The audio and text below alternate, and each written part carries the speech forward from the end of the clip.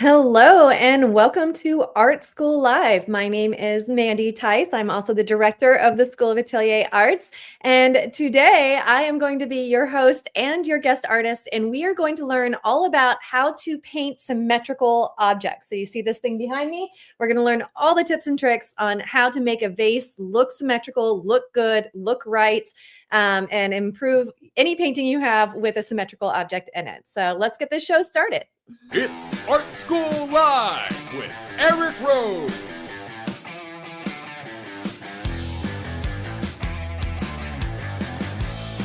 Now, here's your host, Eric Rhodes.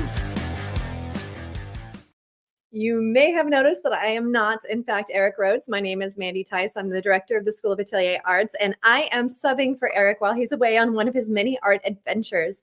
And today we're going to talk about how to paint symmetrical objects because sometimes people have these like beautiful florals or these beautiful still lifes, and then the symmetry is what kills the whole thing. They kind of mess it up a little bit. So we're going to be talking about all the hard things today. We're going to be talking about the symmetry of an object, how to think about it while you're drawing it to make sure that you don't do anything wonky. And then we're going to also address our arch nemesis, the ellipses, right? Because this is a round object behind me, and we have ellipses here. So we're going to talk about all these things, how to maintain the asymmetrical object while you're painting it, because it's going to get away from you at some point, and the ellipse situation. So if you've ever struggled, let me know in the chat. If you've ever struggled to make round things look round, or struggled with your ellipses, or cast shadows from your round objects, let me know in the chat, because I had a student who trained with another teacher who once used this phrase, and that bad ellipses will sink your shipsies, right? And I'm not totally sure on the root of that phrase, but whoever came up with it is a genius, because it's absolutely true. Bad ellipses will sink your shipsies. All right. So we're going to learn all of these things today, and hopefully by the end, you'll walk away with some new tools for thinking critically about your painting of symmetrical objects. Okay, so without further ado, let's jump into it. I do want you to know that I was listening in the chat the other day when you were like, paint bigger, stop doing so small. So I picked a big vase and I got a bigger canvas. So hopefully this is a better viewing experience for everybody today. Okay, so I'm just going to get my palette, a paintbrush, and we're going to do mostly drawing today. If we have time, we'll get into painting it, but I'm going to be drawing with paint, and most of the concepts we're talking about are actually drawing concepts. Painting is drawing is painting, right? But in theory, we would call these drawing concepts because we're thinking about the shape and the line. We're using line to describe the object. So I'm just mixing up a neutral on my palette here. I'm going to go darker than what I normally draw with because this is a demo. I recommend drawing with a slightly medium value color, but I'm doing more of a medium dark color today for demo purposes. And I got paint all over my brush somehow. I'm usually a pretty, I rarely ever get paint on my hands when I paint. I've developed a whole process to make sure that I don't. And whenever you get paint, especially right away, it's because paint got on something it shouldn't be. In this case, there was a little bit of paint that got on my paintbrush, and now, of course, it's on my hands. It's really important to keep your hands clean in the studio. If you can't do that, wear gloves. I typically am good at keeping my hands clean. You don't want to accidentally eat paint. That's not a good choice. Okay, so I see lots of great comments in the chat. Hi, everybody. Oh, so happy to hear from everybody. Welcome from Nevada. Welcome, Dennis. So happy to have you here. And Karen, amazing.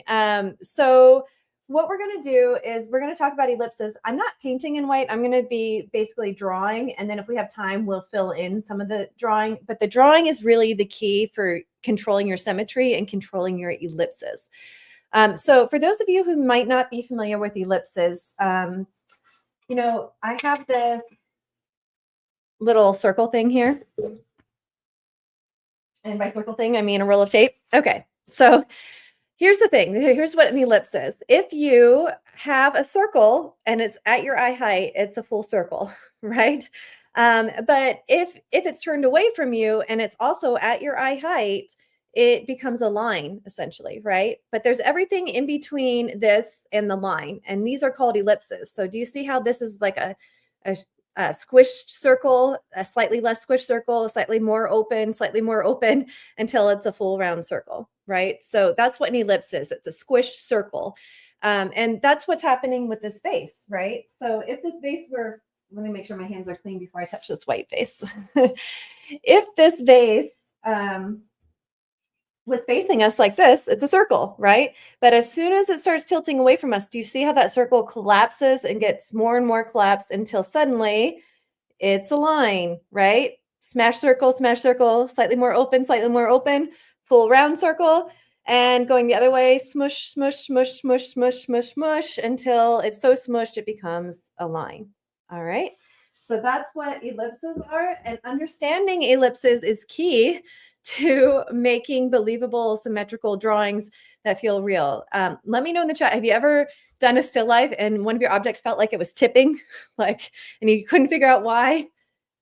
Has that happened to you? That's an ellipse problem, okay? So if you understand the theory behind ellipses, then you are more likely to observe them accurately. The biggest mistake people make with making ellipses is they over exaggerate either how open or how close they are, right?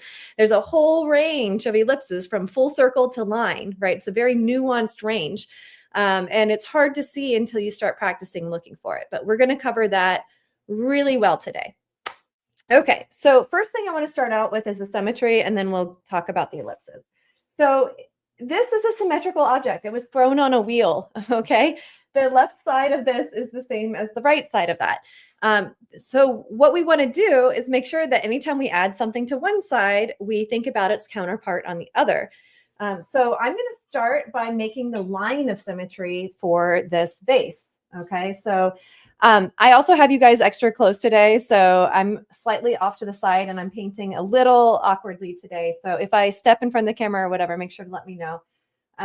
Okay, so I'm going to paint this vase in the middle of my page here, and I'm just going to start with a line, and I'm going to indicate the bottom and the top, okay? This is my line of symmetry. Everything that I do is going to be based off of this. Okay, so I see I see somebody in the chat has unfinished still life painting that has lots of ellipses. This is the perfect lesson for you today. We're going to get you all straightened out. Okay, so I have a top and a bottom, and I see that my vase is widest at a certain point, but where do I want to put that? So if I'm looking at the widest part of my vase, it's here, right? But, you know, when you're drawing or painting, sometimes we have a tendency of putting it exactly in the middle, but that's not where the widest part of this vase is. So I like to use a 0 to 100 system to kind of help describe where this belongs. So what I mean by that is here's the center line of our, I'm going to make it so it's the center line from your point of view. Here's the center line of our vase, right? If the bottom is 0, and the top is 100, where would the widest part of our vase be? And when I'm looking at this, I'm feeling like maybe 65% of the way up is where the widest part of our vase would be. So what I'm going to do is I'm going to mark, okay, maybe 70% of the way up would be about here. So I'm just going to put like a little cross section here. And this is going to represent the widest part of my vase. Now, remember that everything we do to the left side has to be the same on the right side because it's a symmetrical object. Right now, my right side is bigger than my left side. So I want to, you know, make sure that I'm going to measure the end of the line to the center line, and same on the other side, and make sure that they are the same length, because anything that happens to one side has to happen to the other when we're dealing with symmetrical objects. Just being consistent about anything to the left, to the right, will automatically improve the symmetry of your vases. They'll stop looking tipped. They'll stop looking squished. Just don't ever just work one side. That's the mistake students make. They think around with one side at the expense of the other. And then the widest part of the vase on this side is up here. And then the widest part of the vase over here, ends up in a different place, right? But if you always think what you do to one side, you have to do to the other, you'll avoid those types of mistakes. Okay. So I now have the widest part. I know that my mouth, is going to be a little bit wider. And again, I'm checking one side to the other, make sure that they're even. The bottom of my vase is actually a little skinnier than the top mouth of my vase. So I'm going to indicate that, again, measuring to make sure one side is the same as the other. And again, I am working very dark today because this is a demo. I recommend using a medium value, not painting quite so dark, because these marks are, especially because we're painting a white vase, these are quite dark marks for this, but it's a demo, so we're going to do it this way. Okay. So do you see how we set ourselves up with like this roadmap? We know where we're starting. We know how wide we get. We know how shallow we get. There's one more check that I want to do before I get to the drawing. And I want to make sure that the overall proportion of my vase is accurate. And what I mean by that is that I want the width to be the right proportion to the height. My favorite way to check my proportions is to take my height, and so here's the overall height, and I'm going to put my thumb at the tallest bit and just rotate it sideways, right? So the width is about 75% of my height. I'm going to do the same thing here. Here, my height is here. My width should be about 75%. It looks like my width is a little narrow, that I could make my vase a little bit wider. So I'm going to go ahead and widen it until it's about 75%. So I'm going to bring it out a little bit this way. And of course, whatever I do to one side, I have to do to the other. And I'm going to double check that both are the same distance from my center line here. Now I'm going to check again. I said that the width is about 75% of the height. And now we're much closer to that ratio. We could even go maybe just a touch wider, maybe. I think just a touch wider. Okay, so I'm just going to pull this out a tiny bit more and do one last check. Dum, dum, dum. Okay, that feels like 75% to me.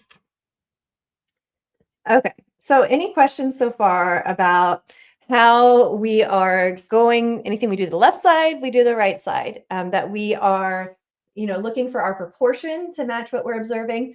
And we're paying attention to where the widest part of the vase is. The habit that most students have is they'll put it in the middle because we're humans and we like to make everything, organized, but it's not. We need to know how far up that's going to be. Okay. Oh, we even have Alaska in the chat. Welcome, Loretta. I love it. I love that we have people from all over the world tuning in to learn arts. It's such a wonderful, wonderful way to spend a afternoon, or I guess it's still morning in Alaska. Okay, so now that I have this, I'm going to start adding my curvature in, using this as a guideline. But again, anything I do to one side, I'm going to do to the other. So as I describe the curve here, I'm going to repeat it here. As this vase lid comes in here, I'm going to repeat on the other side. And I'm going to periodically check to make sure that they're equidistant, because as you start adding things, that's when your drawing starts getting away from you. All right. And again, I'm drawing super, super dark here. Okay, so we have this, it kind of comes out. All right, and we're just trying to keep everything same side to side. And then we have kind of a curvy bit coming down, curvy bit coming down. And, just checking along the way, make sure that we're approximately the same width from side to side. I need to get on this side just because I can't reach in here quite well. Okay, and then of course we have our bottom. Now this is feeling tall compared to how wide it is. So I'm going to double check my proportion. I said it was about 75%, but maybe that wasn't the right assumption. So I'm going to check my height, compare it to my width. And yeah, I feel like we could go a little wider. It might be closer to 80%. But look how this adjustment is going to start feeling more like our vase when we add it in. Your proportions matter so much when you're painting objects.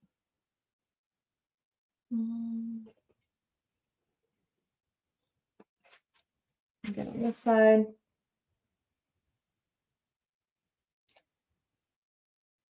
All right, all of a sudden we have a vase that's looking much more like that. All right. I think our width on top, the width of this could be a little bit longer, so I'm going to add a little bit to each side, which means we can pull these out a little bit on each side. So, it's a series of adjustments that we're making. All right, because I have so many adjustments though here, I want to clean up. I don't want to keep things that are not helping me. So I'm just going to take a little bit of 𝗬𝗀 on a rag and clear back the parts that I no longer need. If I leave both of these marks on here, it's possible that I might forget which one is the one that I meant and choose the wrong one later on.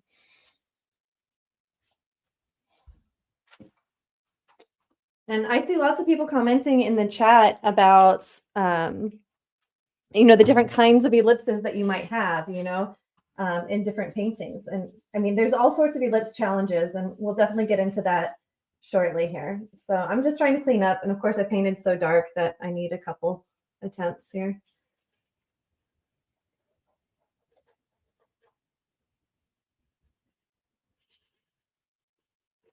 So I'm just cleaning up my mess. You don't want to leave bad marks down. They distract you and they'll take you off course again. And I still feel like this is a little bit tall, but is that an illusion because of shadow and value? Yeah, I feel like the ratio, this could come up just a touch.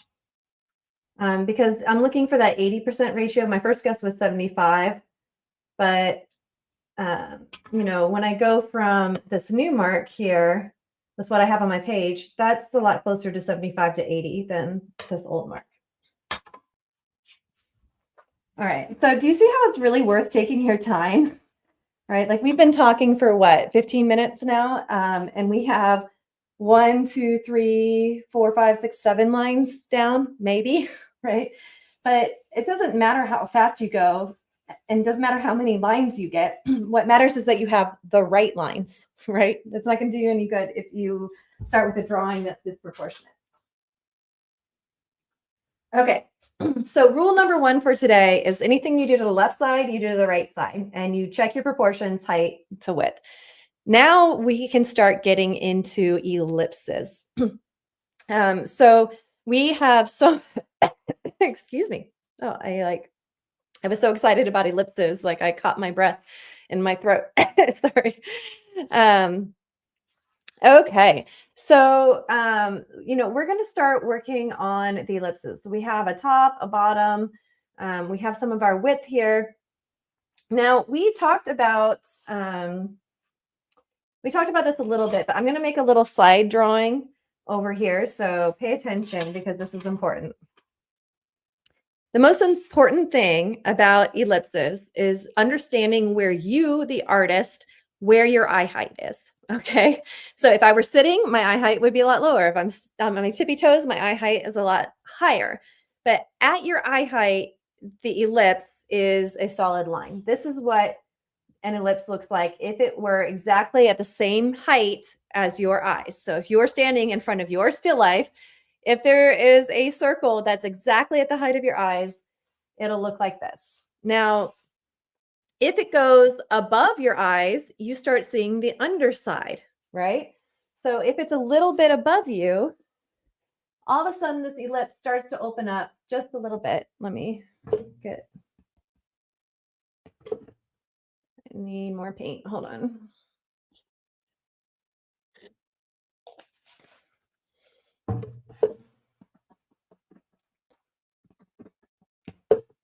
Okay, so if this ellipse is above your eye height, it's going to open up just a tiny little bit. And if it's really, really high above eye height, it's going to get more and more open, okay? Until it's so far above you that you're seeing the entire underside as a full circle. The same is true as it goes lower from your eye height, right? So as this gets lower, we start seeing a little bit of that ellipse, a little bit more, a little bit more. Okay, so, here we might be seeing just a really skinny ellipse, and then it's going to open up.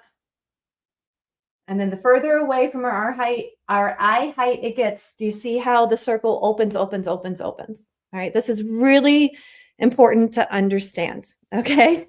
because let's apply that to a real world situation now.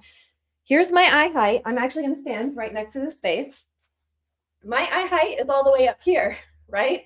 Which means the top of my vase, which is down here, I'm going to see a little bit of that ellipse. And not only that, but the bottom of the vase is way, way, way down here. Look how much curvier the circle is going to be down here than it is up here. The number one mistake I see students making when they are drawing and painting symmetrical objects is that they will make this like super open, right? Like really open, and this like almost flat, right? But do you see how that's causing it to tip forward? It's breaking it, okay? Because it's breaking how the rules of what's curvier when work. So this has to be less curvy than this. This has to be more curvy down here than this. It's just that we're not typically seeing the back part of this ellipse. We're only seeing the front part of this ellipse. So let me attempt to draw them in. Let's see here. Sorry, I like brought you guys up close and I'm having a hard time finding my, all right. So I'm going to use dots for the back because this is the part that's hidden, but the front of this is actually quite curvy, right? So it's all part of one ellipse, but this is pretty curvy down here. Okay. Whereas up here, it can't be the same amount of curvy. This is a much more collapsed ellipse. This ellipse, oops. I like exaggerated this big circle. Let me get rid of the old one because it's already messing with me.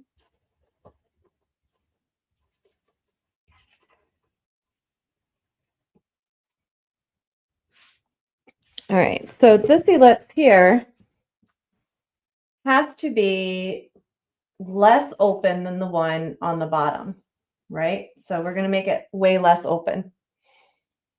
All right. Do you see the order of things? This is more smushed. It's a more smushed circle, less curvy than this down here because this is further away from our eye height than this up here. Is this all? I see lots of thumbs up. Yes, yes. All right. And, you know, as we work on this, you know, I'm seeing that this ellipse got tilted a little bit. Do you see how the axis of this ellipse is not straight across? It's slightly tilted. Ellipses have an axis, and you want to make sure that if it's sitting on a flat table, that the axis is actually more flat here. So I need to adjust this.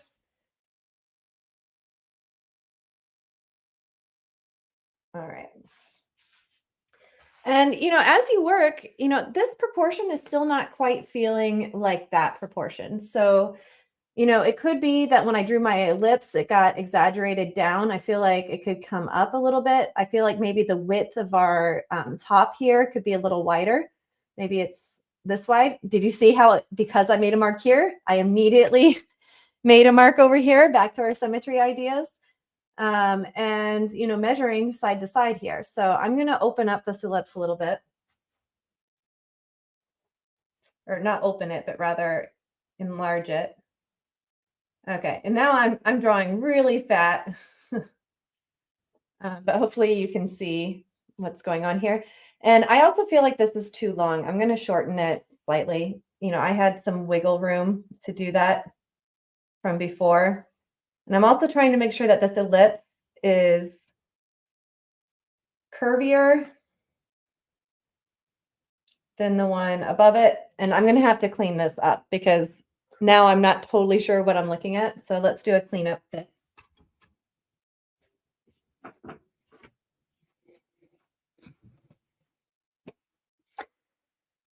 Do you see it, like how much thought it takes? A lot of times people put a vase or something in because they think it's going to be easy, but it's not easy, right?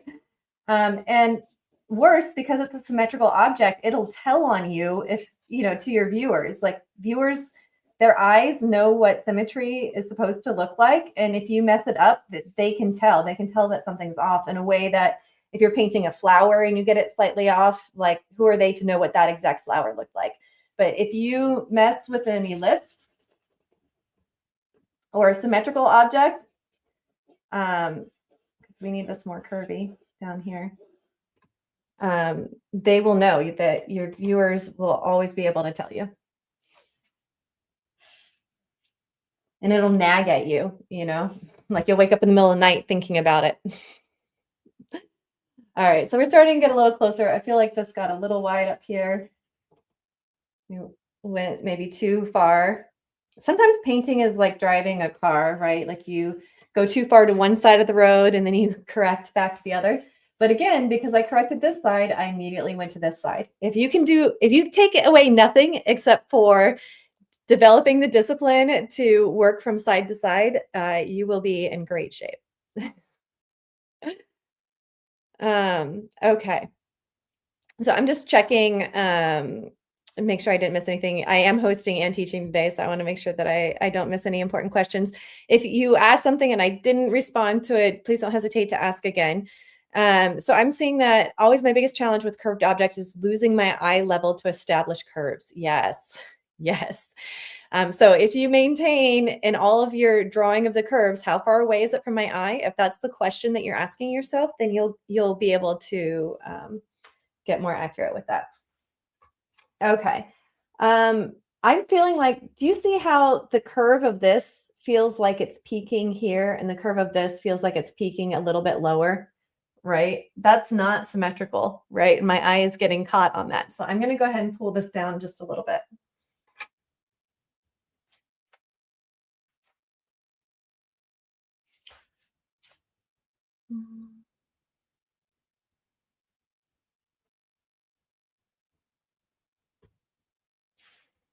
All right. Then we also have a little bit of a upright bit before it connects into this curve here. So again, working both sides. So I was feeling like it was tilted too much this way. Now my ellipse is tilting too much this way. I'm going to try again. Sometimes it helps just to take out the ellipse. And then I'm going to redraw it with the dotted lines because I feel like that's really helpful for you all to see how I'm thinking about it. So this is the back that's hidden, and this is the curve that's in front here. It's still a little bit. So you want the axis of the ellipse to sit horizontal. I keep making my ellipses just slightly up.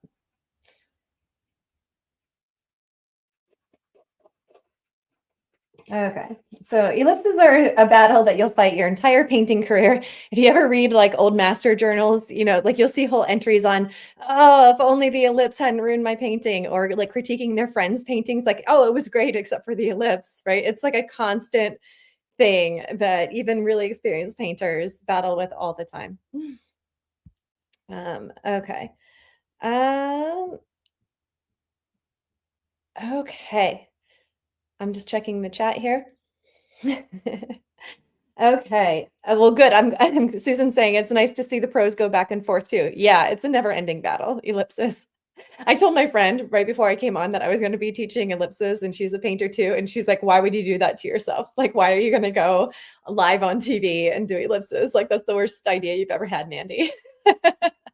And like, I wasn't afraid of it until she said that, right? But you know, if we as professionals hide our struggles, then I think it really does a disservice to our students because you know, I didn't wake up painting ellipses one day. I learned how to paint ellipses, and I learned how to paint ellipses by going through this process that I'm sharing with you. And no, it doesn't work the first time every time, right? It's an adjustment. It's a back and forth. And Dennis is saying, this is why I don't paint vases. That's one way to go about it, avoidance. It also helps too, like today we have a naked vase, right? But usually there's flowers that are interrupting some of the ellipse, and that gives you some leeway, you know, right? Like if leaves are hanging down, you know, over your jar, then it obscures part of it, and then the symmetry doesn't have to be as perfect, right? So I like how sneaky you all are, right? Like, you know what's up. Okay, so we're slowly eking in on this vase, and now we can get more specific on this vase shape. So we've established the symmetry, we've established the rough proportions. This is still feeling a little crooked to me. There we go. I'm also doing this from the side because if I stand right in front, I'm blocking you guys. So I'm doing a little bit of a teaching learning experience here today too. I'm not quite satisfied with this rate of curve. Like I feel like it's going out too fast, that maybe the widest part is dropped just a little bit lower than I had it. I feel like it's like here than my first guess of up here. So I'm going to adjust that and see what I think. You know what's funny is sometimes I draw on my iPad, and I was just about to do a 2-finger tap, which is the undo on my iPad. It's like, oh, I'm painting analog today. I'm not totally sure. I don't hate it, but I'm not sure about it. But let me get the other side in, because of course, whatever we do to one side, we want to do to the other. And let me just double check that my widest bits. Okay. I feel like this could be a little puffier. This is getting dangerous because I now have like 3 lines. So I really need to clean this up. Otherwise, my eye will see the right line, but I will not know which one is the right line. And then that's a recipe for disaster. I see I'm getting teased about my iPad undo. It's true though. You know, technology is amazing, and I like it sometimes and I hate it other times. Like for the most part, you know, I'm literally mixing dirt with oil and smearing it on woven linen for a living, right? So where does technology fall into that? But you know, some of the tools that we have are really useful. You know, I really like taking an iPad to a museum because I can do color work without having to get special permits in the museum, right? You can study the colors in the old master paintings in a way that is a lot harder to do without a lot of special permits. All right, that's feeling more like our vase.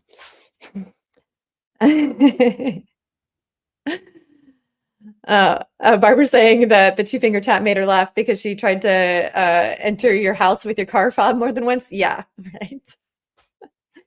It's true. We've all been there. You know, technology is a part of our lives, whether we want it to be or not. Okay. All right. So I'm feeling much better now that we're, you know, getting in on the shape. I just want to double check. You know, it feels like this needs pushed out just a touch more.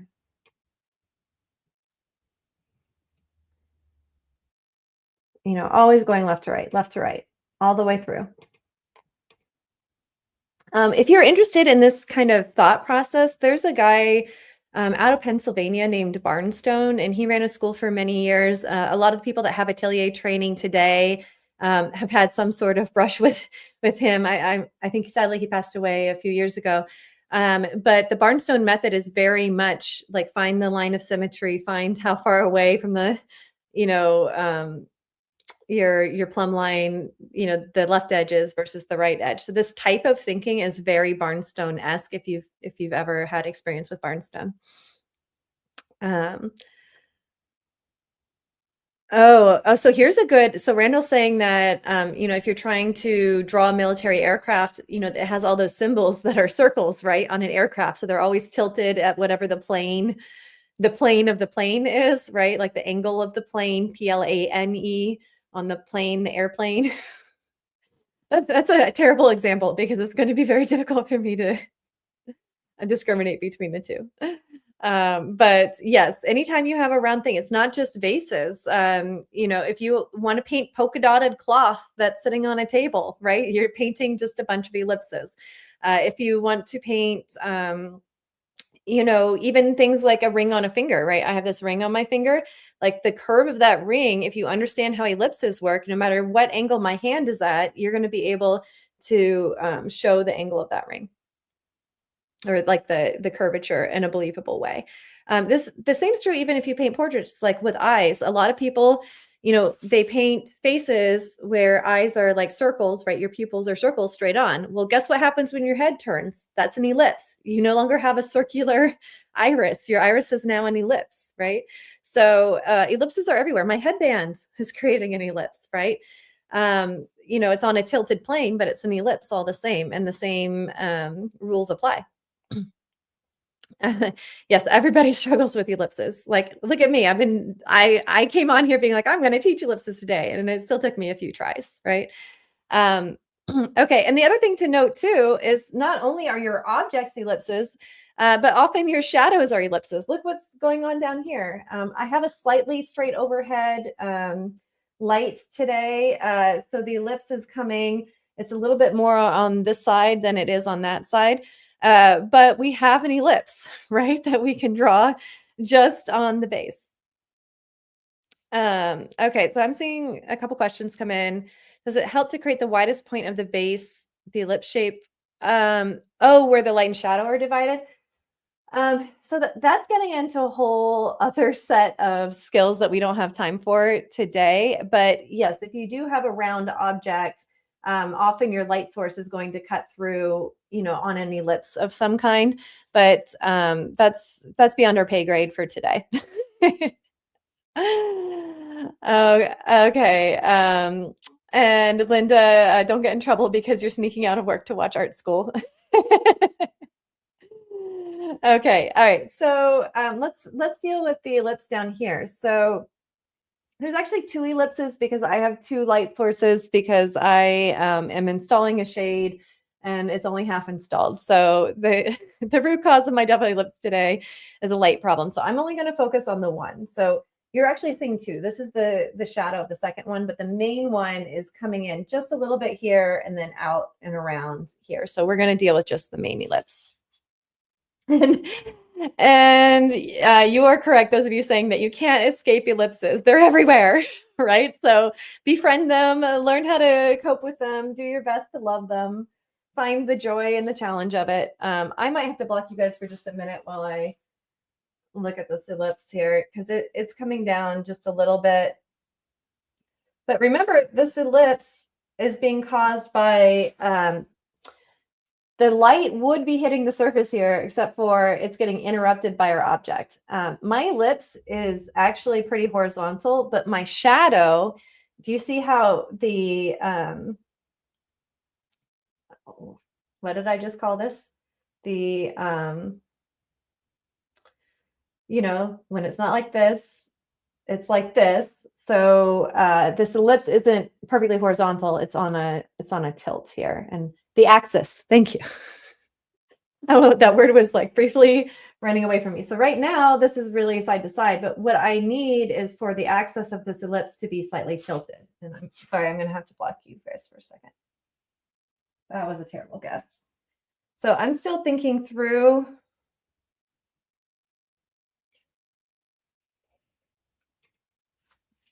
Okay, so we're starting to get more of an axis, but this is a mess. This is confusing me. I just need to clean up everything here.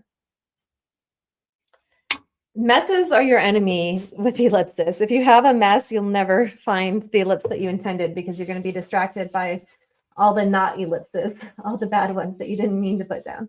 So let's just clean up a little bit and start again.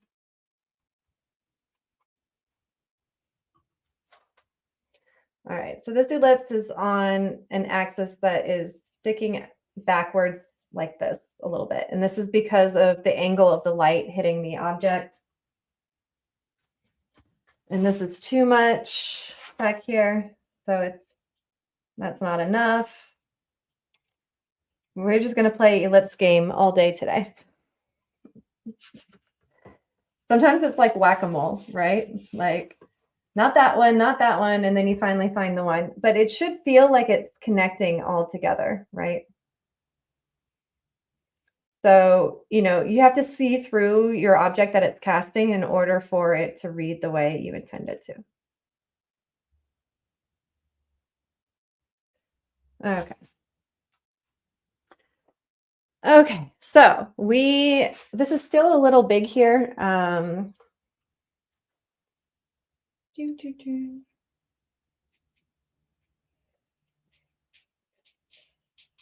hearing my friend in my head right now. You're doing what on live TV today?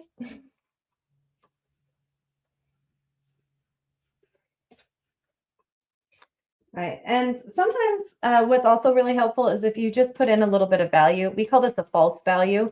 But sometimes, especially with shadows, it's just easier to see the shape when they're filled in because it tends to be such a dark value shape. Okay, and we still need to tilt this axis up a little bit.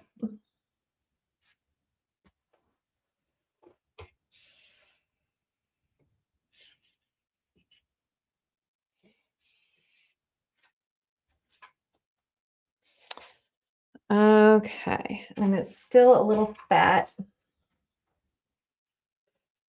So it's like it's tilted up, but as I was tilting it, I made it bigger and bigger. And I needed it just to have the tilt change, not the size change. Now I'm just going to restate what I have for clarity.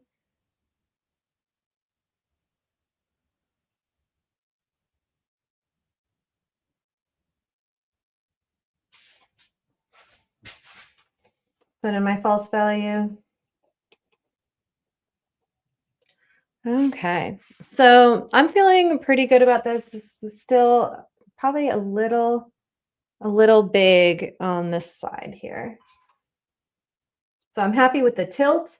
I'm happy with how open the ellipse is, but it's just a little big on size. The proportion got a little bit big.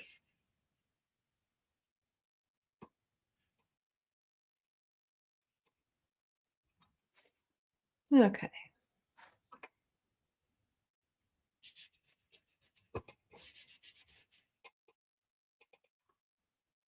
So, you know, if you erase something back that you wanted to keep, make sure to restate it.